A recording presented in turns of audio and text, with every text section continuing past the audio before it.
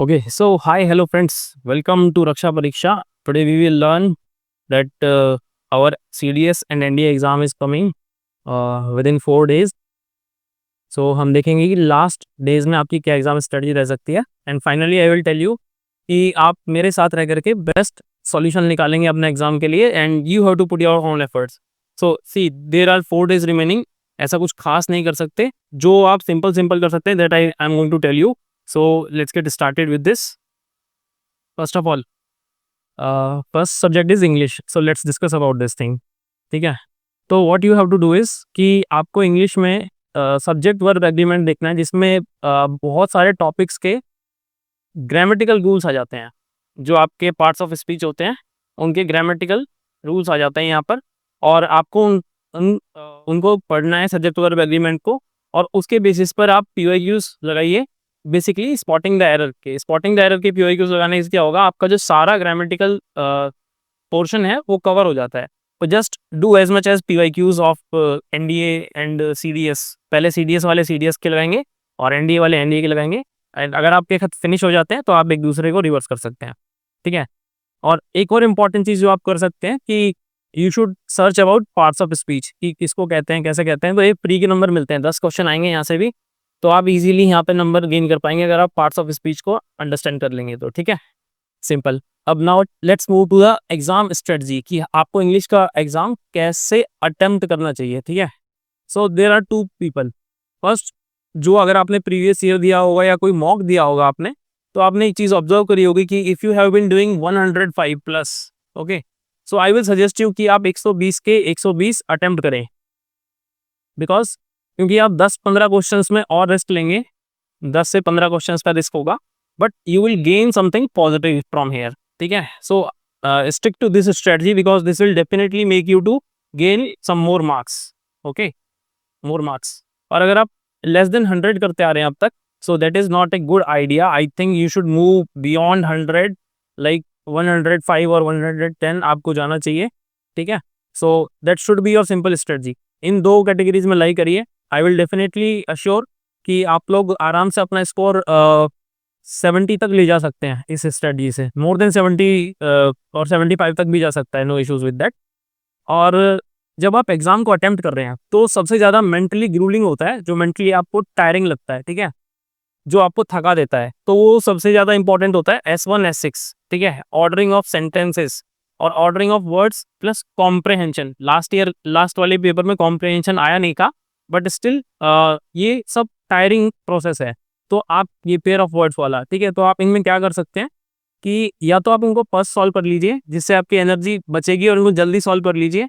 और बाकी बचे हुए टाइम में आप जैसे 120 क्वेश्चंस होते हैं, तो सपोज आपने ये 40 क्वेश्चंस यहाँ से निपटा दिए.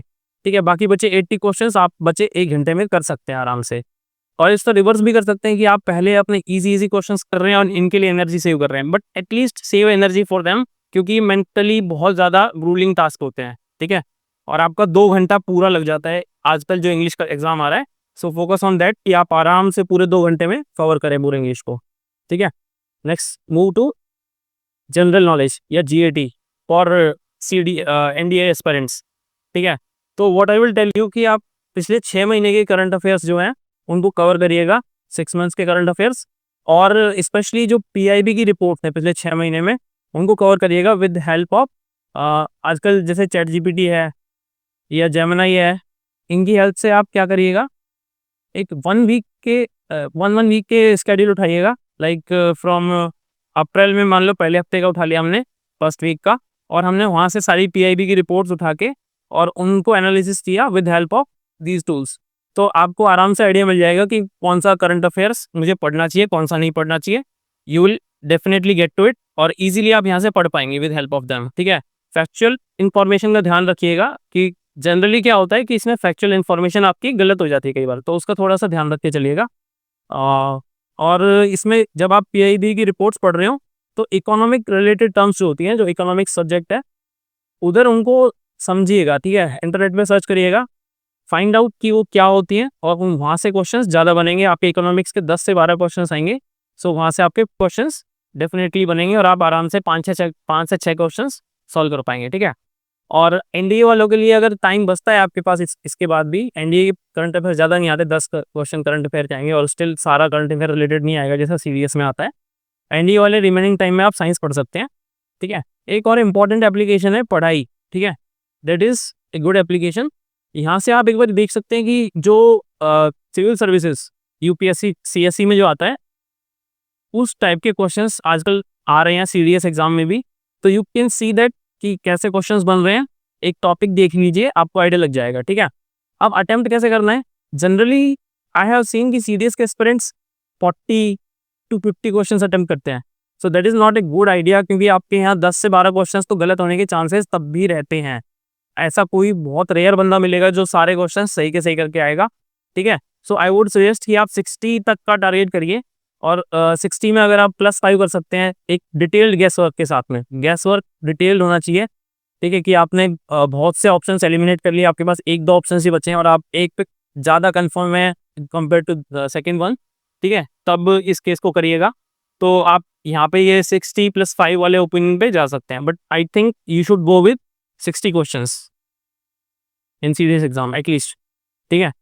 और एनडीए वाले कि आपको जितना आता है ना उतना ही करिएगा। आपके 50 क्वेश्चंस आते हैं from history, polity, economics, geography and current affairs, तो आप सिर्फ जितना आता है उतना ही करिए, बाकी रिमेनिंग नंबर्स आप 50 क्वेश्चंस इंग्लिश के जो हैं वहाँ से निकालिए, +50 क्वेश्चंस आपके जो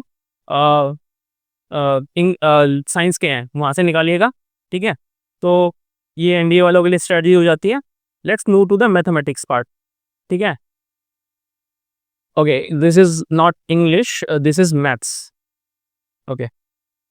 सो मैथ्स में क्या करना है, और NDA and CDS aspirants last 4 दिन बचे हैं, तो you can not do much, ठीक है। तो एटलीस्ट एक फॉर्मूला शीट बना लीजिएगा, एटलीस्ट फॉर्मूला शीट जो आपके एनडीए एग्जाम में मैं बताऊं तो आपके कम से कम 15 क्वेश्चन सही करा सकती है, और सीडीएस एग्जाम में आपके 10 क्वेश्चन में बहुत हेल्प करेगी। डायरेक्ट आपको कुछ मेहनत करने की जरूरत नहीं पड़ेगी if you make one formula sheet and revise it regularly, ठीक है। और सॉल्व कैसे करना है मैथमेटिक्स का exam both in NDA and CDS, जब आप सॉल्व कर रहे हो तो फास्ट, जैसे फर्स्ट क्वेश्चन आया, नहीं आ रहा मूव मूव मूव, अगर नहीं आ रहा तो छोड़ते चले जाओ, जो आएंगे आप कर लोगे, ठीक है। ऐसे होगा कि अगर आप एक पे स्टक हो जाओगे टाइम बहुत निकल जाएगा मैथ्स के एग्जाम में। और एक और सबसे इंपॉर्टेंट चीज़ है कि ब्लॉक आते हैं, जैसे सीडीएस का एग्जाम होता है 20 क्वेश्चन के ब्लॉक में, ठीक है, तो इसमें 5 ब्लॉक आएंगे, तो ब्लॉक की टफनेस होती है। जैसे एक पर्टिकुलर ब्लॉक होता है, जैसे 1 से 20 इजी ब्लॉक हो गया सपोज करिए, सो 20 to 40 हो सकता है टफ हो, तो आपको देखना है कि यार कौन सा टफ ब्लॉक है, कौन सा इजी ब्लॉक है, और उनमें से क्वेश्चन छांटिए करने हैं, ठीक है। सेम फॉर एनडीए, आप अपने ब्लॉक्स पहचानिए कि कैसे कैसे बन रहे हैं एंड गो विद दैट, ठीक है। फाइनली आई वुड से कि व्हाट नॉट टू डू, ठीक है। व्हाट नॉट टू डू में आई वुड हाईली रिकमेंड कि जो बच्चे टेलीग्राम के ग्रुप्स में टाइम पास कर रहे हैं, रेगुलर कन्वर्सेशन कर रहे हैं, चैट कर रहे हैं, they are not going to pass, ठीक है, फॉर श्योर। इंस्टा मीम्स का आजकल बहुत तगड़ा ट्रेंड चल चुका है, ठीक है। डिफेंस में कोई भी फालतू का कुछ भी मीम बना दिया और डाल दिया defence exam preparation related, that is not going to work for you if you are sharing this, okay. Not even for SSB, not even for written examination, you have to do your part. Random YouTube videos catchy thumbnails के साथ में कुछ teachers आएंगे चिल्ला चिल्ला के, तो you don't have to go with them, ठीक है। उनको नहीं देखना है फालतू में। और लास्ट कि आप अपने एग्जाम हॉल में जाएंगे तो you just go with your best effort, ठीक है, कि यार मैं अपना बेस्ट देके देखता हूँ, होता है तो ठीक, नहीं होता है तो ठीक, no issues with that, but I give my best, that's all. इसके बाद जय हिंद, ठीक है। So that should be simple strategy, and rest I would say कि एग्जाम के बाद भी आपको कोई एनालिसिस वगैरह नहीं देखना है, ठीक है।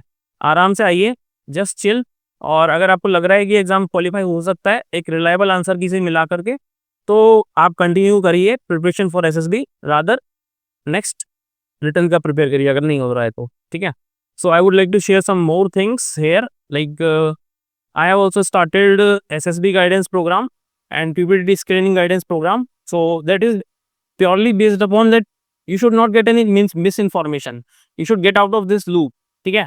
I have seen lot of misinformation is available, so you can just contact me here, ठीक है। यहाँ पे contact दे रखा है मैंने, you can contact me here, और let's connect और let's start with there are 10 seats in SSB batch, and 15 seats in our screening guarantee batch. That is कि आपको कोई भी बंदा रैंडम एडवाइस रैंडम टिप्स दे रहा है यूट्यूब पे, ठीक है, तो you should save yourself from all these things. You should not be like that. आपको कंफ्यूजन, मिसगाइडेंस और मिथ से बचना है, because that is so much in defence exams preparation, specially in SSB. ठीक है, रिटर्न में कोई भी बंदा आगे गाइड कर रहा है जिसने एक बार एग्जाम निकाल लिया, that is not going to work for you.